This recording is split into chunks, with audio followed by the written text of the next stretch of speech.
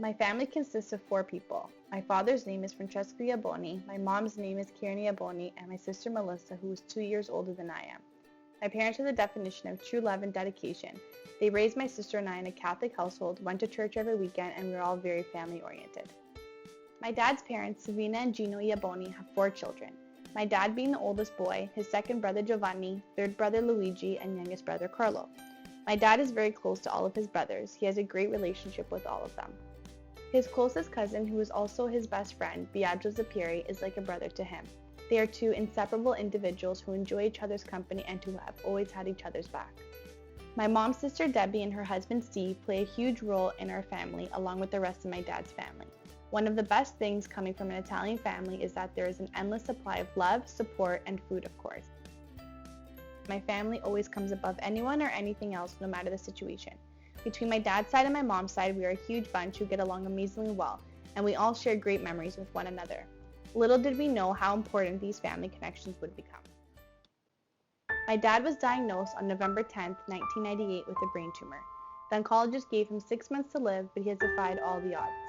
When the oncologist gave him a prognosis of up to 6 months, my dad asked God to give him 10 more years, and thankfully he has been blessed with 17, and God willing he makes it to 18 years in November of 2016. My dad was always a very hardworking man. He's the rock within my family, and he's what keeps us going each and every day. My dad did a lot of work for our community church and is an overall good-hearted person.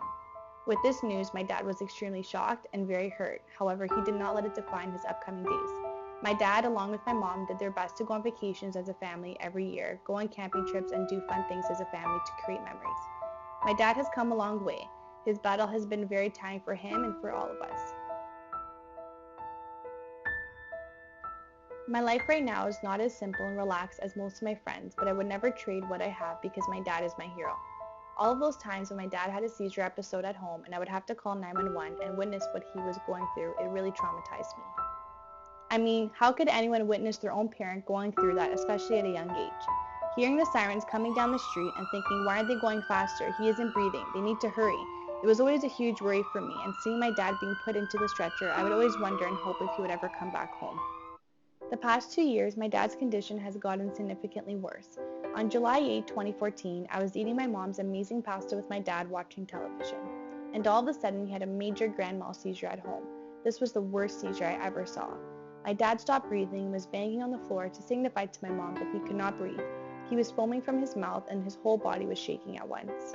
That was a horrible time for my family because each time before this, when he would have episodes, he would always get discharged and come home.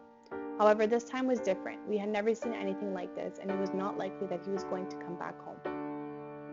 When my dad arrived at Toronto Western Hospital, they gave him a medication called Ativan to prevent the seizures from happening, which worked, and we were all so happy knowing that he only had to stay for the night. However, things escalated quickly. The next morning, we went to see my dad. He was continually having seizures, one after another. It got so bad that the doctors had to put him into a medically induced coma to let his brain recover and calm down from all of the seizures. On just one day, my dad had up to 900 seizures, which completely shocked his doctors. No doctors had hope for my dad. However, we did. My dad finally came out of his coma, but he was not speaking, walking, or doing anything. We kept on praying and encouraging him, but the doctors said that this is what it will be like for him. As the days went on, my dad shocked the doctors. Till this day, they consider my dad to be an anomaly with what he has shown. With physiotherapy, speech therapy, love and support, my dad started talking and walking. He surprised us all, and we are so happy. In the month of October, he was moved to Mackenzie Health Hospital, which is a lot more convenient for my family. More than a year later, my dad is still in the hospital and will remain there for the rest of his days. My dad and I have a great relationship. I can definitely say I am Daddy's little girl. He has always been my best friend, my napping partner, and the one to always get me out of trouble with my mom. Before he went to the hospital, being at home with my dad was always a constant worry. I always had to ensure that he was okay, and it was very nerve-wracking for me. I could not even go upstairs or take my dog out because I would always have that little bit of anxiety about leaving my dad. When my mom would get home from work, it would be a little bit of a relief. My mom, Karen, is a saint. She takes on many roles in the household now and deals with my sister and I, my dad, my dog Bentley, and the house. Can you imagine what my mom is going through? Watching her husband, her soulmate, in the hospital each and every day. I cannot even imagine what she is going through.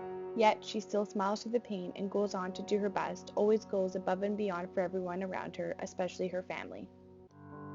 Going down to Princess Margaret Hospital with my dad to his appointments was always very hard on all of us. It was either good news or bad news. However, nothing is really good news with a brain cancer patient, but I mean having a stable tumor at some point is better than having a growing one. Many people across the world get diagnosed with brain cancer every day. In particular, about 27 Canadians get diagnosed with a brain tumor every day. Those 27 individuals now have to take in such an unbelievable diagnosis and now think of ways to live the rest of their lives.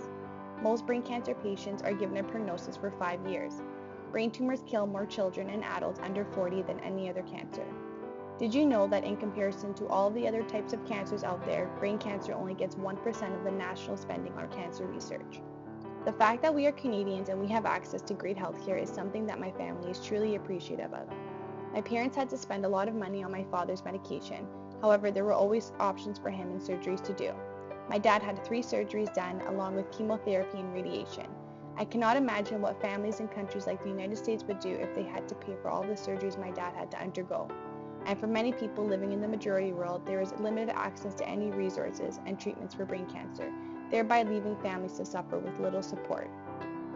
When a loved one gets diagnosed with cancer, it not only affects them, but affects the whole family that surrounds them. I would never trade my life for another because my dad is a huge inspiration to all of us and he has taught me so many things. Most importantly, he is my dad, and without him, I would not be the person I am today. It has been a very long journey, not only for my dad, but also for our entire family. Although we have a great support system, the impact that this has had on all of us will never go away or get better.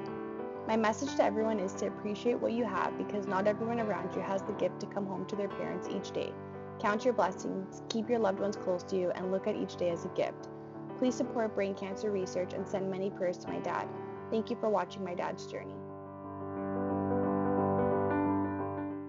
Hi, my name is Frank. Very soon I'll be entering my 18th year with this brain tumor, and I hope no one ever has to go through this with me. I can tell you that this is devastating.